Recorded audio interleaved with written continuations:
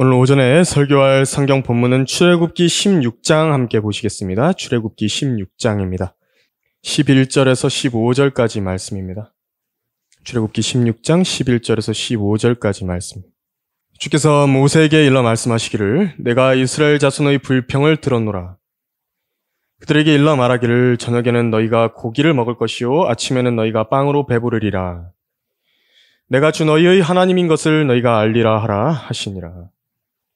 이에 저녁에는 메추라기가 와서 진영을 덮고 아침에는 진영 주위에 이슬이 깔리더니 깔린 이슬이 없어지고는 보라 광야의 지면에 작고 둥근 것이 놓였는데 마치 땅 위의 흰 서리같이 미세하더라.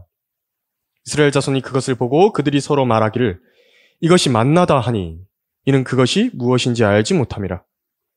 모세가 그들에게 말하기를 이것이 주께서 너희에게 먹으라고 주신 빵이니라. 잠시 설교 위해서 기도하겠습니다. 하나님 아버지, 저희들의 속사람을 주님께서 보내주신 성령을 통하여 태어나게 해주셔서 저희들로 하나님의 말씀을 깨달아 알 수 있도록 해주시고 바로 저희 안에 이렇게 하나님의 성품과 동일한 속사람을 통하여 그 속사람이 성장해 나가고 강건해짐 가운데 저희가 거룩함을 향해서 나아갈 수 있도록 도와주셔서 참으로 감사합니다.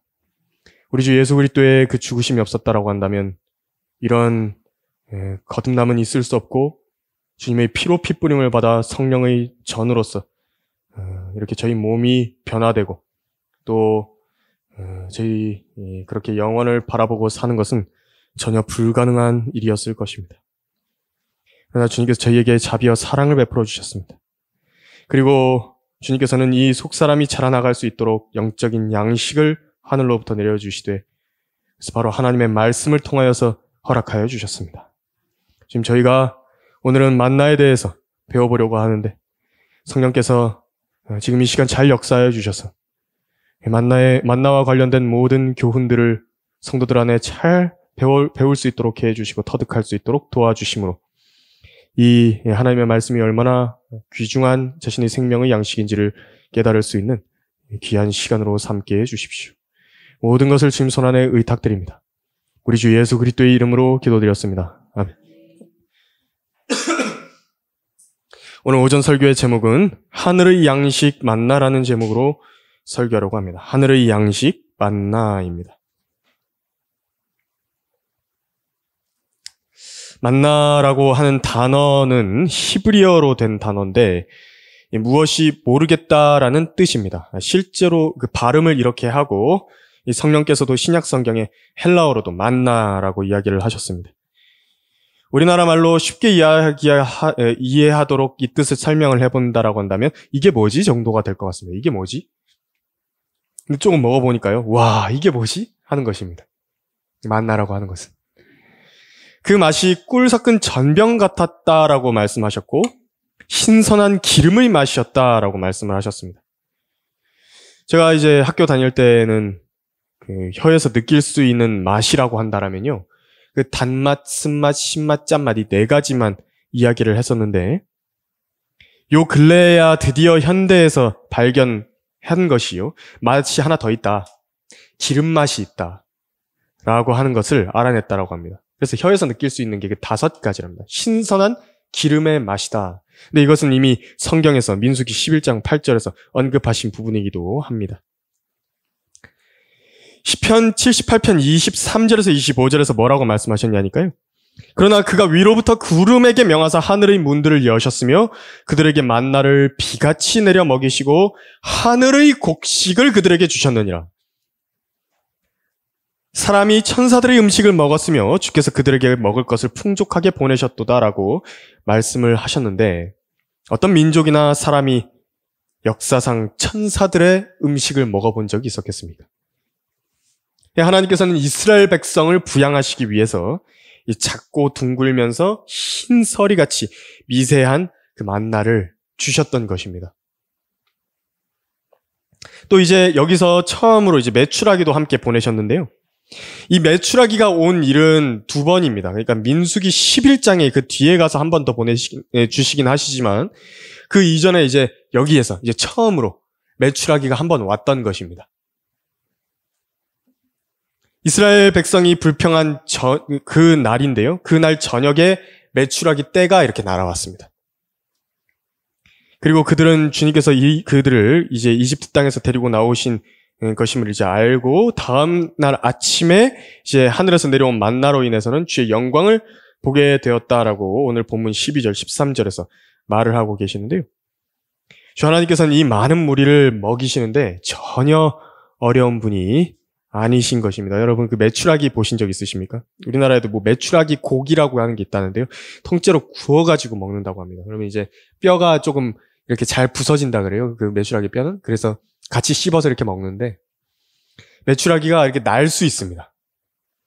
나는데 어떻게 나냐니까 높이 못 납니다. 사람의 이렇게 한 키 높이에서 조금 낮게 이렇게 날아다니는데 그래서 이제 그것을요 이렇게 때로 왔다 갔다 할 때는 손으로 일어서서 이렇게 잡을 수 있다 그럽니다.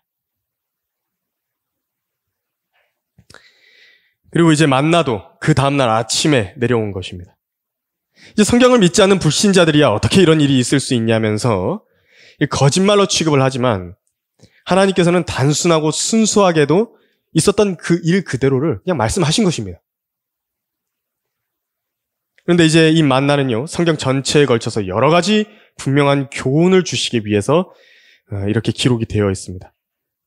이번 설교에서는 우리가 감추어진 만나를 찾아서 먹듯이 영적 양식에 대해서 이 만나에 대해서 영적 양식으로서의 만나를 상고해 봄으로써 한번 교훈을 함께 많이 받아볼 것입니다. 만나를 통해서 보는 감추어진 교훈을 알아보자면 첫 번째로 만나는 불평 속에서 내려왔다라고 말씀하고 있습니다. 16장 1절에서 3절 한번 보시겠습니다. 그들이 엘림을 떠나 그들의 여정을 시작하며 이스라엘 자손의 모든 회중이 엘림과 시내 사이에 있는 신광야에 오니 그들이 이집트 땅에서 떠난 후 둘째 달 15일이더라. 이스라엘 자손의 온 회중이 광야에서 모세와 아론에게 대항하며 불평하였는데 이스라엘 자손이 그들에게 말하기를 우리가 고기솥 옆에 앉아있던 때와 빵을 배불리 먹던 때에 이집트 땅에서 주의 손에 죽었더라면 좋았으리라. 너희가 우리를 이 광야로 데리고 나와 이 온 무리를 굶어 죽게 하노도다 하더라. 그러니까 이 홍해를 이스라엘 백성이 건넜습니다. 그리고 이제 출애굽기 15장에서는 어떤 장면이 나오냐면 이스라엘이 이 홍해를 건넌 다음에요. 마실 물이 없어서 불평을 한 장면이 이제 23절에서 27절까지가 이제 나오는 부분이고요. 그리고 그 이후에 이제 16장을 넘어와서 이 불평을 다시 하게 되는 것인데 이제 거의 30일 정도 된 때입니다. 그 이집트로부터 나온 지 이제 30일 정도 된 것입니다. 6월절에 나왔으니까 이제 그 6월절이 그 달에 14일째 되는 날이었죠. 첫째 달에. 근데 이제 지금 둘째 달 15일이면 거의 한 30일이 된 것입니다. 그런데 이제 그래서 홍해 앞에서는 뭐 때문에 불평을 했냐니까 자기들이 목숨 때문에 이제 불평을 했고요. 15장 끝에서는 물 때문에 불평을 했고 16장에서는 먹을 것 때문에 불평을 한 것입니다. 목숨이든 물이든 먹을 것이든 다 필요한 것이죠. 없어서는 안 되는 것들입니다.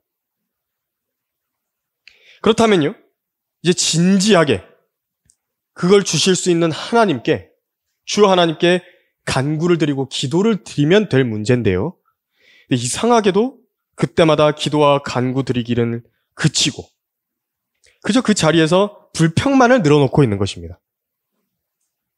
그 불평과 기도는 다릅니다. 그래서 전혀 기도할 줄 모르는 것이 이스라엘 민족인 겁니다. 하지만 유념하십시오. 이제 앞으로도 계속 이스라엘 민족의 광야 생활과 관련한 성경 본문들을 많이 접해 가실 것이지만 이스라엘 민족은 우리 마음을 투영해서 보여주는 그림입니다. 이스라엘 민족에도 이제 주님을 신실하게 따르는 사람들이 있었죠. 그런데 동시에 불평하는 무리들도 있었고요. 중간에 회색 분자들도 많이 있었습니다. 사람의 마음이라는 것 역시도 마찬가지입니다. 사람의 마음도 딱 한 면이 아닙니다. 어떠냐면 마음이 이제 아주 순수한 사람들 같은 경우에는 그 마음이 단 한 종류의 마음만 딱 있습니다. 그런데 보통 사람들은 이렇습니다. 여러 마음이 그 안에서 섞여 삽니다. 자기 안에 여러 마음이 있다고. 동시에 그게 존재하는 겁니다. 이스라엘 백성 가운데서도 동시에 불평하는 백성들, 주님을 잘 따르는 백성들, 그리고 또 회색 분자들 이렇게 있었죠. 그래서 우리 마음에도요, 주님을 잘 따르려는 마음도 있지만 한편으로는 불만과 불평이 섞여 있고요. 혹은 또 무관심과 안주하려는 그런 마음들도 같이 우리 안에 섞여 있는 것입니다. 마음을 정결케 하는 것은 무엇이냐니까 이 이스라엘 백성들이 마치 전부 하나가 돼서 주 하나님을 잘 따라가겠다라고 했었을 그런 때입니다. 언제냐니까 막 전투가 벌어질 때. 막 진짜 무서운 일들이 막 일어나가지고 막 전투가 벌어져가지고 아말렉들이랑 막 전쟁하고 그럴 때는 하나가 딱 됩니다. 이제 평온하고 그렇게 되면요 마음이 나뉘는 것입니다. 근데 이제 여기서 우리도 이제 마음을 가지고 싸우게 되는 것인데 이제 한쪽이 막 집니다. 그러면은 불평과 불만을 품은 무리가 막 득세하게 되죠. 그래서 여기서도 보니까 이스라엘 자손의 온 회중이 광야에서 모세와 아론에게 대항하여 불평했다라고 말하는 겁니다. 마음 한복판에서 일어나는 전쟁입니다. 구속받은 성도들의 일생 전체도 이런 과정임을 유념해야 됩니다. 그 관점에서 지금 이제 불평하는 이스라엘의 모습을 보면요. 기도하려고 무릎을 꿇고 하나님께 도움을 구하기보다는 그저 현재 상황에 대해서 불평만을 토로하는 성도들의 그런 모습을 보는 것입니다. 기도 안 합니다. 그리고 주 하나님을 원망만 하는 것입니다. 여러분들 그런 사람들 보신 적 있으십니까? 아주 그렇게 보면요. 교제하다 보면 막 불평만 계속 늘어놓는데 기도하면 될 것 같은데 그 일을 가지고 이제 그 이야기만 계속 하는 것입니다. 답답하죠? 그렇게 하는 거 보면. 그래서 원래 이제 불평을 하게 되면 이스라엘 같은 경우에는 하나님께로부터 징계를 받았었는데요. 이제 민수기 11장, 21장에 나중에 보면 이제 메추라기를 한 번 더 내려주신다고 말씀드렸죠? 그때 이제 그때 이제 고기를 받았을 때라든지 아니면 민수기 21장에서 물로 불평하게 됐을 때라든지 이때 하나님께서 심판을 하셨습니다. 징계를 주셨습니다. 그런데 이제 그때는 이제 징계를 받았었는데 지금 시내산에서 율법을 받기 이전입니다. 지금 이 본문의 상황은 출애굽기 16장은. 그래서 오늘 본문의 상황에서는요. 율법 시대가 시작되기 이전이었기 때문에 아직 하나님이 징계하지는 않으셨습니다. 홍해에서도 불평했었죠. 마실 물 가지고 불평했었죠. 또 먹을 것 가지고 불평했는데 징계 안 하신 것입니다. 왜 참아주신 것인가? 왜 인내하신 것인가? 이제 시내산에서 하나님을 직접 눈으로 뵀다. 그리고 율법을 받았다. 그분의 음성을 직접 귀로 들었다. 율법의 속박 아래로 들어갔다. 그러면은 이제 하나님께서는 율법이 주어진 것에 대한 책임을 확실히 지우시는 것입니다. 사람을 대하시는데 차등이 있습니다. 그래서 하나님께서는. 그 율법은요, 죄를 깨닫게 하는 능력이 있다 그랬죠. 성경에서. 그래서 이처럼 하나님께서는 죄를 알지 못했던 그런 때가 있다라고 한다면 무지의 때에는 어느 정도 징계를 유보해 주시기도 하고 눈 감아 주시기도 하십니다. 하지만 이제 선과 악에 대한 지식과 그 분별을 받은 그 이후에는요. 마땅한 대가가 요구되는 것입니다. 그래서 율법을 알게 된다는 건 특권이지만 그만한 책임이 있는 것입니다. 올바른 판단과 분별이 생기는 것이고 더 이상 어린 아이가 아닌 것입니다. 어린 아기들이 무엇을 알겠습니까? 그러나 하나님께서는 그런 상태에 머물러 있는 것을 원하시겠습니까? 어린 아기인 상태로만 딱 머물러 있기를 원하시겠습니까? 그렇지 않습니다. 성장한 어른으로서 스스로 하나님께서 보시기에 옳은 것이 무엇인지를 자기 자신들이 알 수 있는 그런 사람들로 자라나가기를 원하시는 것입니다. 분명히 근데 클 때가 되었는데 손가락만 빨고 있고요. 쪽쪽이를 입에 물고 있는 것도 문제죠. 근데 분명히 하나님이 어떤 분이신지 알 만큼 아는 상태가 됐는데도 알면서 죄를 범하는 것도 문제입니다. 그러나 우리의 방향은 이제 성장으로 이제 나가야 되는 것입니다. 지금 이스라엘은 구속받은 지 얼마 되지 않은 사람의 그 모습을 보여주고 있습니다. 1절에서 12절까지 그 16장 1절에서 12절까지 불평이란 단어가 얼마나 나오냐니까 8번이 나옵니다. 8번. 불평, 불평, 불평, 불평, 불평, 불평, 불평, 불평. 출애굽한 지 1년이 지난 것도 아니고요. 한 달 남짓 지났습니다. 그런데 이집트가 어떤 곳인지 다 까먹어 버렸습니다. 새벽 4시에 일어나가지고 일주일에 80시간씩 일하고 하루 일과가 마친 뒤에야 국물 조금 마시고 말라 비틀어진 빵 몇 조각을 먹었을 뿐인데 그걸 잊은 겁니다. 한 달 만에 채찍을 무참하게 휘둘렀던 그 공사 감독자들을 지금 그리워하는 겁니다. 이들을 치셨던 전능하신 주의 손길과 홍해를 가르셨던 위대한 역사를 기억하기는커녕 마치 해안가에 이렇게 바닷가에요. 글씨를 이렇게 써놓으면 파도가 이렇게 밀려오면 다 쓸려서 글씨가 없어지는 것처럼 그렇게 흐릿해져 버린 것입니다. 이게 인간 본연의 모습입니다. 우리가 이 인간 본연의 실체와 그 모습을 잊어버려서는 안 됩니다. 불평이 나올 때 그래서 우리는 어떻게 되느냐? 의지적으로 감사의 제목들을 찾아 나서야 됩니다. 그래서 너희의 구하는 것들을 감사함으로 하나님께 알려지게 하라. 그랬죠? 그것입니다. 지금 그 내용입니다. 목숨과 마실 것과 또 입을 것, 먹을 것, 이 필수적인 것들이 당장 없다고 느껴질 때에 그때 구름 기둥과 불 기둥은 여전히 웅장하게 하늘에 떠 있는 것처럼 그 하늘을 바라보는 것입니다. 그리고 겸손하게 이제 그 부분을 하나님께 감사함으로 알려지게 하는 것입니다. 그럼 하나님께서 왜 안 들어주시겠습니까? 하나님께서는 왜 이렇게 하시느냐? 하나님의 자녀가 하늘을 바라보는 방법을 가르치시는 것입니다. 땅만 보고 살던 그 돼지들한테, 하늘을 못 보던 그 돼지들한테 하늘을 바라볼 수 있는 방법을 가르치시는 것입니다. 그것은 분노에 가득 찬 불평이 아니라 감사함으로 하나님께 모든 것이 알려지게 하라는 것입니다. 이거 훈련입니다. 여러분들 그거 아십니까? 구하지 않는 자녀에게 필요가 무엇인지 알지 못하는 자녀들, 뭐가 필요한지를 모르는 사람들이 있습니다. 그런데 아무 대가도 없이 그게 필요한다는 걸 알려준 적도 없이 그냥 모든 것을 덮어놓고 알아서 채워주면요. 자녀를 이것보다 더 망치는 일은 없습니다. 그래서 여러분들은 만나보셨는지 잘 모르겠지만 꽤 잘 나가는 집안의 그 어떤 기업의 대표의 자녀들이라든지 조금 잘 산다고 하는 그 집의 자녀들, 아무 부족함 없이 자란 사람들 있죠? 그런 사람들이랑 좀 교제를 해보면요. 꼭 뭔가 나사가요. 보통 사람들보다 뭔가 더 빠져 있습니다.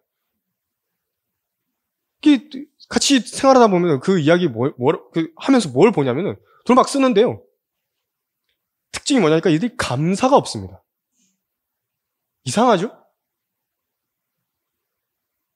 필요를 배우지 못한 사람이 이것입니다.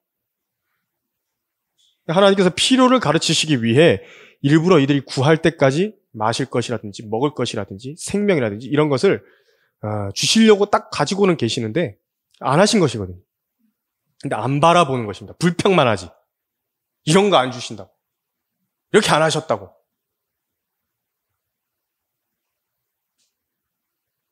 그래서 하나님께서는 필요가 뭔지, 정말 중요한 것이 뭔지, 본질이 뭔지를 그 자녀에게 가르치시기 위해 결핍을 허락하시고 그걸 배운 사람들을 아주 성숙하게 하시는 것입니다. 이게 성장해 나가는 것입니다. 이제 하나님께 기도드렸죠? 또 그걸 이제 채워주셨다. 그러면은 그 부족한 가운데 자기를 채워주신 것에 대해서 얼마나 감사하겠습니까? 자기가 그 부족한 거를 느껴보지도 못했는데 뭔가 하나님께서 다 채워주신다라고 한다면요. 그럼 그 사람은 망치는 것입니다. 그건 자녀를 기를 때도 마찬가지입니다. 만나를 통해 감추어진 교훈 두 번째로, 만나는 썩었고 또 악취가 나고 녹아졌다라는 사실을 우리가 배울 수 있습니다. 16장 19절 21절 한번 보시면요. 또 모세가 말하기를 아무도 그것을 아침까지 남겨두지 말라 하였으나 그들이 모세에게 경청하지 아니하고 어떤 자들은 그것을 아침까지 남겨두어 벌레들이 생기고 악취가 난지라. 모세가 그들에게 화를 내더라. 그들이 매일 아침 그것을 거두되 각 사람이 자기의 먹는 양에 따라 거두고 해가 뜨거워지면 그것이 녹더라.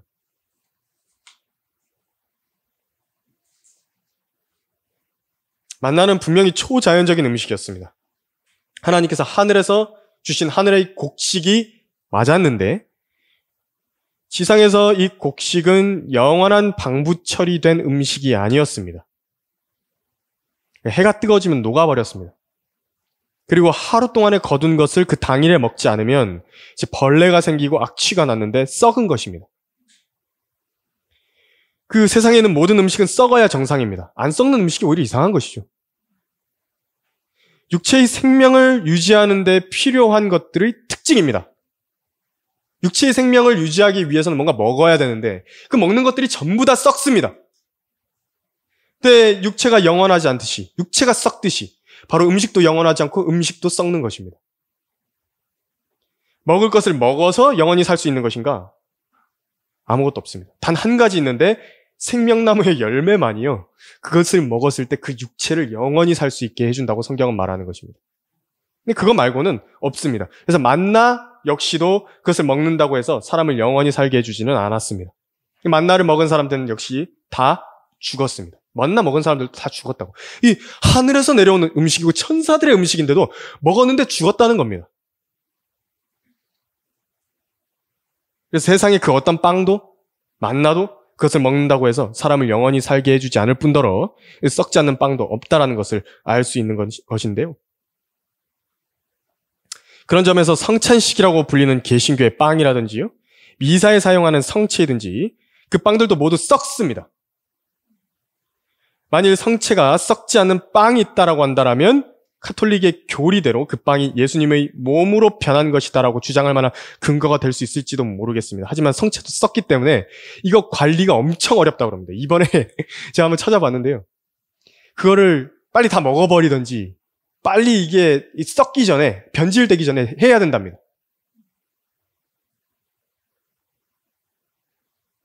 그 썩는 빵이 성체겠습니까? 예수님의 거룩한 몸이겠습니까? 썩는 빵이. 그래서 그것을 썩는 빵을 가리켜서 성체라 말한다면 사기인 것입니다. 왜냐하면요, 예수님의 몸은 썩어짐을 본 적이 없다라고 사도행전 2장 31절에서 말씀하신 것입니다. 예수님의 몸은 썩지 않습니다.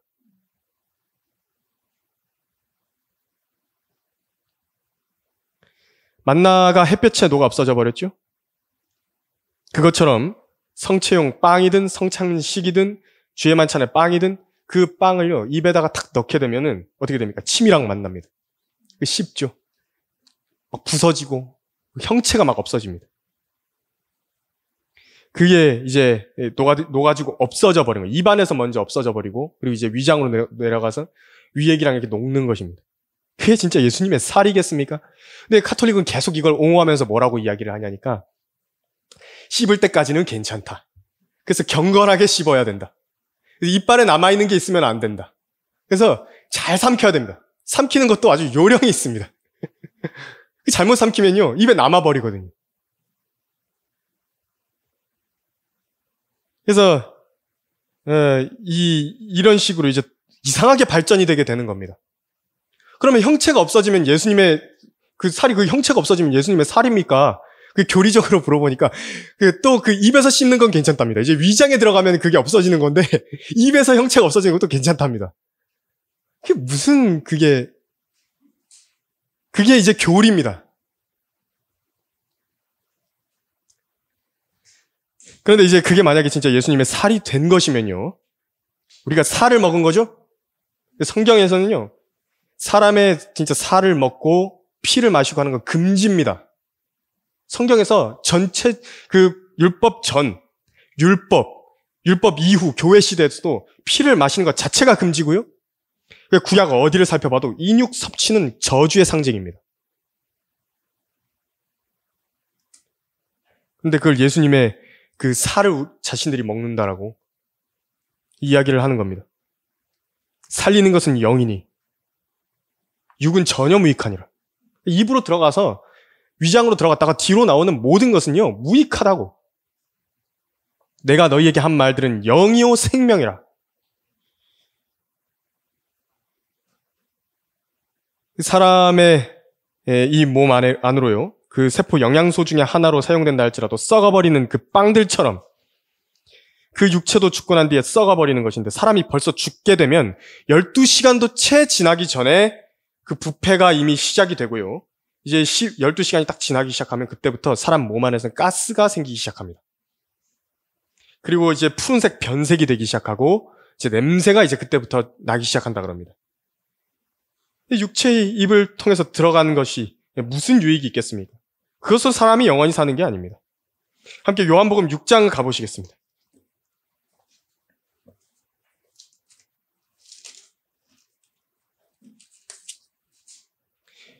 이제 카톨릭이 여기서 걸려 넘어졌습니다. 47절에서 51절까지 한번 보시면요. 진실로 진실로 내가 너희에게 말하노니 나를 믿는 사람은 영생을 가졌나니 나는 그 생명의 빵이라. 너희의 조상은 광야에서 만나를 먹고 죽었으나 이것은 하늘에서 내려온 빵이니 그것을 먹는 자는 죽지 아니하리라. 나는 하늘에서 내려온 살아있는 빵이니 누구든지 이 빵을 먹으면 영원히 살리라. 내가 줄 이 빵은 세상의 생명을 위하여 줄 나의 살이라고 하시니라. 이렇게 말씀하셨습니다. 예수님을 믿는 사람은요, 다시 영적으로 말해서 그분의 피와 살에 참여하는 것이기 때문에, 먹는 것이기 때문에 영원한 생명을 가진 것이고요. 그리고 마지막 날에 다시 살아나는 것입니다. 육체로 들어간 게 아닙니다. 영을 이야기한 것이죠. 예수님께서는 지금 모인 거대한 무리의 유대인이 있는데 이들을 한번 잘 생각해 보십시오. 이 사람들한테 왜 이 말씀을 하셨는가? 이 사람들이 요한복음 6장에서 뭘 봤냐면 예수님이 빵을요, 오병이어의 기적을 통해서 배부르게 먹이셨습니다. 그런데 이들이 어떤 사람들이냐니까, 그래서 막 사람들이 몰려들었거든요. 와, 막 빵을 준다고, 빵 문제를 해결해줬다고, 공짜 빵을 준다고. 예수님을 막 이제 예수님한테 모여든 사람들입니다. 근데 이거 기적을 보고 예수님을 하나님의 아들로 믿고 따르는 데 관심 있는 게 아닙니다. 그런데 오직 회개 없이 그냥 유토피아만을 바라고 와가지고요.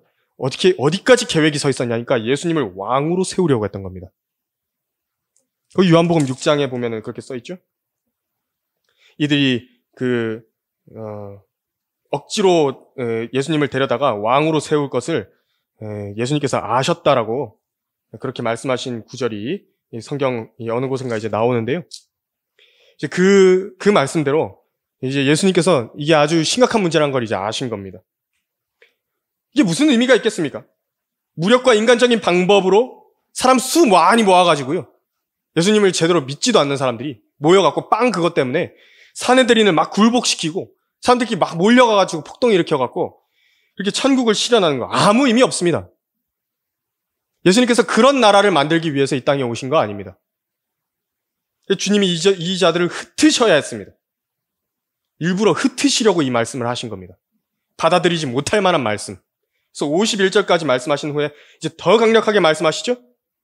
이 사람은 어떻게 자기 살을 우리한테 먹으라고 주냐고 그렇게 말한 다음에 이제 문자적으로 받아들인 다음에 이제 52절, 58절부터 더 심화됩니다. 일부러 비유를 사용하셔서 더 사람들을 깨닫지 못하게 만들어버리십니다. 그때 보십시오. 52절에서 그때 유대인들이 자기들끼리 다투어 말하기를 어떻게 이 사람이 자기 살을 우리에게 먹으라고 줄 수 있겠느냐고 하니 예수께서 그들에게 말씀하시기를 진실로 진실로 내가 너희에게 말하노니 너희가 인자의 살을 먹지 않고 또 그의 피를 마시지 않으면 너희 안에 생명이 없느니라. 내 살을 먹고 내 피를 마시는 자는 누구든지 영원한 생명을 가졌나니 내가 그를 마지막 날에 살리리라. 이는 내 살은 참된 양식이요 내 피는 참된 음료임이라. 내 살을 먹고 내 피를 마시는 자는 내 안에 거하며 나도 그 사람 안에 거하느니라. 살아계신 아버지께서 나를 보내셨고 내가 아버지로 말미암아 사는 것 같이 나를 먹는 그 사람 역시 나로 말미암아 살리라. 이것은 하늘에서 내려온 빵이라. 너희 조상이 만나를 먹고 죽은 것과 같지 아니하니 이 빵을 먹는 자는 영원히 살리라고 하시니라. 그러니까 54절에서 내 살을 먹고 했죠. 그리고 또 50절에서도 51절에서도 먹고 이렇게 나왔죠? 그런데 이 헬라어 단어로 보면요. 어떻게 되냐니까, 그 51절에서 먹으라는 단어는 그냥 먹다라는 의미만 있거든요. 근데 54절에서 이제 내 살을 먹고 했을 때는 의적 씹어 먹으라는 단어의 헬라어입니다. 더 심화시켰습니다. 그러니까 잘못된 태도를 가지고 하나님 앞에 모인 사람들이요. 듣기는 듣는데 깨닫지를 못하는 겁니다. 그리고 예수님이 이상한 사람이라고 생각해버린 겁니다. 육체적인 음식에만 집착하고 몰두했던 사람들은 그렇게밖에 생각을 못하는 겁니다. 이 사람은 진짜 나한테 자기 살을 먹으라고 말하는갑다. 육체적인 음식에 집착하는 그 사람들밖에는. 물리적인 음식들. 그러니까 성찬식 빵이라든지 미사용 성체라든지 그런 거 말입니다. 그런 거에 집착하는 사람들은 그것밖에 안 보이는 겁니다. 하지만 그 가운데서 제대로 된 태도를 가지고 있었던 사람들은 예수님이 무엇을 말씀하시는지 알았는데요. 그래서 그 비유가요, 오히려 더 깊은 진리를 보여주기도 하는 것입니다. 그래서 로마 카톨릭 학자들은 여기서 다 무너져 버렸습니다. 그래서 예수님을 다 버리고 갔죠? 그런데 알아들은 사람들은 남았습니다. 예수님이 진짜 자기 살을 먹고 자기 피를 마시라고 이해했던 사람들은 다 떨어져 나갔는데 아닌 사람들은 살아남은 것입니다. 거기 67절에서 66절 보면요. 그때부터 제자들 중 많은 자들이 물러가고 더 이상 주와 함께 다니지 아니하더라. 이상한 소리 하니까 예수님이. 근데 그 의미를 안 사람의 내용들이 이제 67절에서 9절까지 나오는데 보십시오.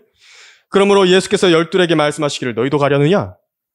고하시니 그때 시몬 베드로가 대답하기를 주여 우리가 누구에게로 가오리까? 주님께는 영생의 말씀드린나이다. 우리는 주께서 그 그리스도 곧 살아계신 하나님의 아들이심을 믿으며 또 확신하나이다 라고 하니라. 지금 예수님의 말씀을요 대구로 받은 것입니다. 그냥 먹는다는 말씀 있죠? 그걸 믿으며 라고 표현한 것이고요. 의적의적 씹어 먹는다라는 그 말을요 확신하나이다 이렇게 받은 것입니다. 그러니까 예수님께서 관심을 갖고 계신 것은요 자기를 하나님의 아들이라고 믿으라고, 그리스도라고 믿으라고 그걸 강조하신 것입니다.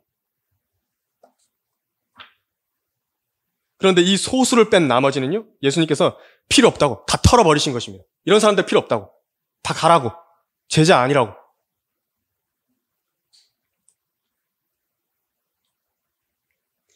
누구든지 가진 사람은 받게 되어 더 풍성히 가질 것이나 누구든지 갖지 못한 사람은 가진 것마저도 빼앗기리라. 그러므로 내가 그들에게 비유로 말하노니 이는 그들이 보아도 보지 못하고 들어도 듣지 못하며 또 깨닫지도 못함이라. 마태복음 13장 12절에 13절까지. 그래서 여기 계신 성도분들도요 이 말씀의 진리를 알았다라고 한다면 복이 있는 사람입니다. 성경을 제대로 깨닫는다는 것은요 하나님의 사랑의 증표라는 걸 아셔야 됩니다. 하나님께서 사랑하는 사람한테 성경을 깨닫게 해주시는 거예요. 올바로. 사도 요한도요 가장 사랑하시는 제자였죠. 그래서 가장 많은 것을 본 것입니다. 가장 끝에까지 다 본 것입니다. 하나님의 계획을 다 계시해 주신 것입니다. 성경대로 믿는 침례교회 강단의 설교도 마찬가지입니다. 그래서 아는 사람들은 귀가 열려있기 때문에 들으면 들을수록 그 설교 듣는 게 좋다고. 깨닫고 이런 진리의 말씀이었구나. 성경에서 이렇게 말씀하셨구나. 그 성경을 비교하면서 알게 되는 것인데 모르는 사람을 들어보면 이상한 거 설교한다고. 예수님이 이 비유를 말씀하신 그것처럼 여겨버리고 그렇게 해버리는 겁니다. 예수님이 진짜 살과 피를 먹으라고 했다고. 그런 소리 하는 겁니다. 만나를 통해 보는 감추어진 교훈 세 번째로, 만나는 안식에 들어가기까지 매일같이 내려져야 했습니다. 오늘 그 출애굽기 16장의 35절에서 그 말씀을 하셨습니다. 출애굽기 16장 35절에서 이스라엘 자손이 사람이 거하는 땅에 이를 때까지 40년 동안 만나를 먹었으니 그들이 가나안 땅의 경계에 올 때까지 만나를 먹었더라고 말씀하셨습니다. 그 만나는 주중 6일 동안 계속해서 내렸습니다. 그리고 마지막 6째 날에는 평소 거두는 것의 2배를 거두었는데 평소에는 22절에 보니까 한 오멜씩 거두었다라는 점을 알 수가 있습니다.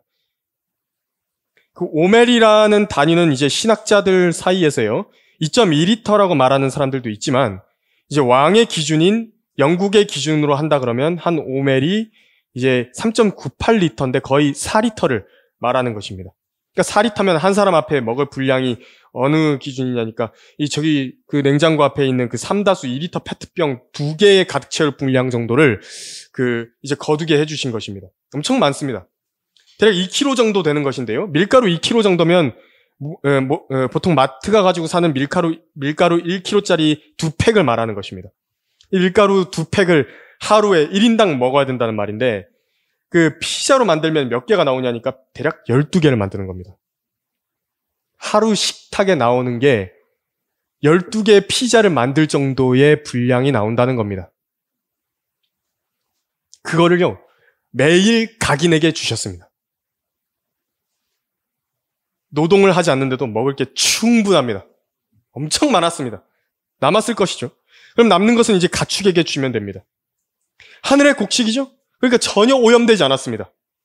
그 좋은 것을 공짜로 먹는다니. 이거 상상이 되십니까? 가축 기른데도 그럼 문제가 없었겠죠. 그럼 왜 고기가 없다고 불평을 했을까요? 만나를 줬으면은 이제 그 만나 가지고 가축도 먹고 했을 건데 자기들 거 잡는 게 아까운 겁니다. 주님께서 주시는 것은 이렇게 차고 넘치고 넘치게 이렇게 풍요하게 주시는데 사람은 자기 거를 아끼는 겁니다. 만나가 그래서 32절을 보면은 이제 거기 후반부에 이제 광야에서 너희를 양육하였던 빵이다 이렇게 말씀을 하셨습니다. 이 육체적인 생명을 유지하기 위해서는 필수적인 것이 빵입니다. 하나님께서 이 필요를요 모르지 않으셨습니다. 사람에게 빵이 필요하다. 이 문제가 해결되지 않은 상태에서는 그 사람의 인생이요 모든 것이 영향을 받습니다. 그러나 그저 이것 자체, 육체적인 생명 유지 자체가 그 목적이 돼버린다라고 한다면 사람은 짐승들과 별로 다를 게 없습니다. 그 정도는요, 그 정도 삶의 이유는 떠돌이 개들도 갖고 있고요, 가출한 고양이 정도도 가지고 있습니다. 예수님께서는 이 먹는 것과 관련한 신체의 기본적인 본능에 대해서 마귀에게 시험을 받으셨을 때 이렇게 말씀을 하셨습니다. 40일 낮과 밤을 금식하신 후 시장하게 되셨을 때에 그 시험하는 자가 주께 나와 말하기를 네가 하나님의 아들이면 이 돌들에게 명하여 빵이 되게 하라고 하더라. 그러나 주께서 대답하여 말씀하시기를 기록되었으되 사람이 빵으로만 사는 것이 아니요 하나님의 입에서 나오는 모든 말씀으로 사느니라고 하였느니라 하시더라. 마태복음 4장 2절에서 4절까지. 그러니까 빵도 필요 없이 무조건 그냥 성경만 읽고 살아라 그 말이 아닙니다. 사람에게는 먹을 빵도 필요하지만 지금 예수님이 어떤 상황이시냐면 예수님은 금식 중이셨죠. 시험 중이셨습니다.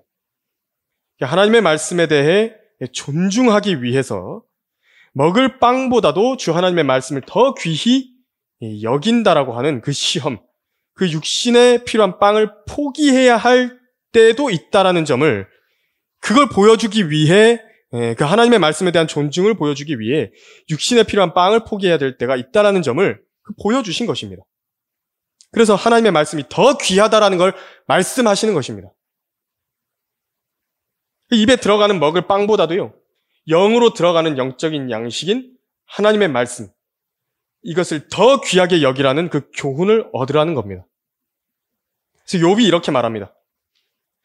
내가 그의 입술의 명령에서 돌아서지 아니하였고 내가 그의 입의 말씀들을 내게 필요한 음식보다 더 귀히 여겼도다. 욥기 23장 12절에서 이것이 영과 진리로 경배를 드리는 참된 경배자의 모습입니다. 진리로 경배를 드리는 것입니다. 아버지의 말씀을 말하는 것입니다. 사람이 자기 인생을 오랫동안 보냈는데요, 그 모든 시간들이 하나님의 말씀과 전혀 관계없는 시간이었다고 한다면 그 사람 인생에 남은 게 도대체 무엇이겠습니까?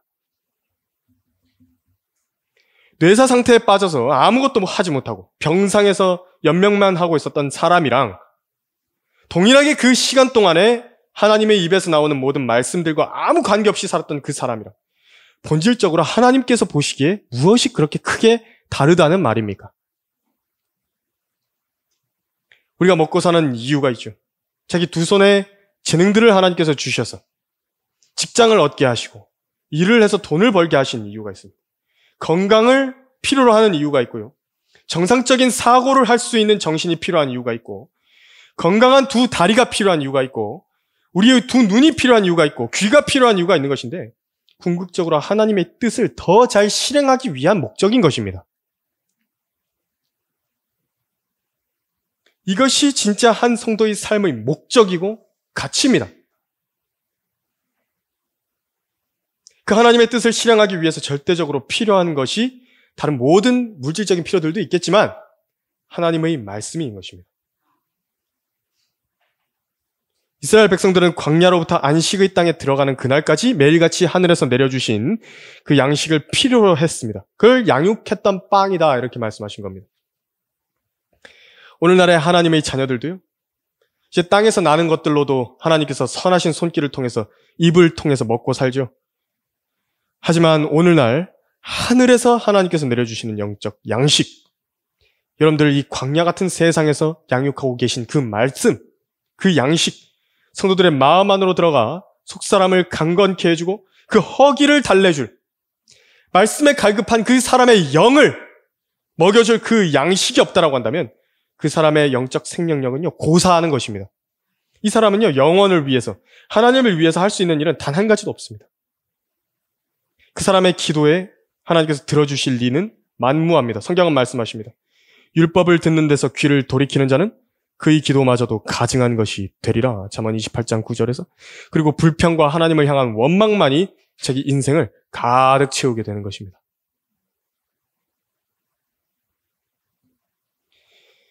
오늘은 만나를 함께 살펴봤습니다.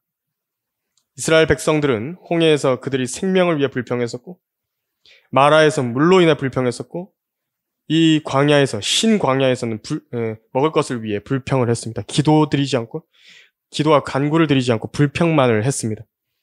왜냐하니까 하나님의 놀라우신 역사를 잊어버린 것입니다. 사람도 마찬가지입니다. 망각의 동물입니다. 자기가 언제 구원받았는지, 자기가 어떻게 구원받았는지, 예수 그리스도께서 이루어 놓으신 그 위대하신 일이 무엇인지, 내가 언제 그분을 영접해서 그렇게 주님 안에서 거듭났는지, 그 고귀한 역사를 잃어버립니다. 그것을 기억하려고 한다고 한다면 방법이 한 가지밖에 없습니다. 의지적으로 또 습관적으로 하나님의 말씀을 통해서 기억하려고 노력하는 것입니다. 베드로후서 1장 12절에서 13절까지 이렇게 말씀합니다. 이러므로 너희가 이런 것들을 알고 현재의 진리에 굳게 서 있지만 나는 항상 너희로 이런 일들을 기억하게 하는데 소홀히 하지 아니하겠노라. 그러니까 알고 있지만 너희들 이것을 잊어버리지 않게 하기 위해서 내가 반복적으로 이야기할 거라고. 그러니까 물리적으로요, 자주 듣는 건 너무 그래서 중요한 겁니다. 자주 하나님의 말씀 앞에 그 시간 자체를요, 듣는 그 시간 자체를 자주 노출하고 자주 보고 자주 듣고 하는 것은 너무나도 중요한 일입니다. 그렇도다 내가 이 장막에 있을 동안에 너희를 각성시켜 기억하게 함이 옳은 줄로 여기나니. 그래서 우리가 설교도 자주 듣는 것이고요, 우리가 하나님의 말씀을 꾸준히 읽는 것입니다. 매일같이 읽고 묵상해야 하는 성경, 그것이 영적 양식이라는 것을 잊지 마십시오. 먹기 좋게 조리되어 있는 그런 여러 가지 영적 양식들도 있죠. 먹기 좋게 조리가 되어 있다고. 끓일 것은 끓인 것도 있고 빻아서 절구에 빻은 것도 있고요. 그것이 이제 잘 조리된 그날의 양식이라든지 설교도 있고요. 여러 가지가 있는 것입니다. 그렇게 해야만요, 우리가 영이 강건해지고 이스라엘이 불평했던 그 불평과 반복했던 그 불평과 죄의 상태로 돌아가지 않게 된다는 점을 잊지 마시길 바랍니다. 기도하겠습니다.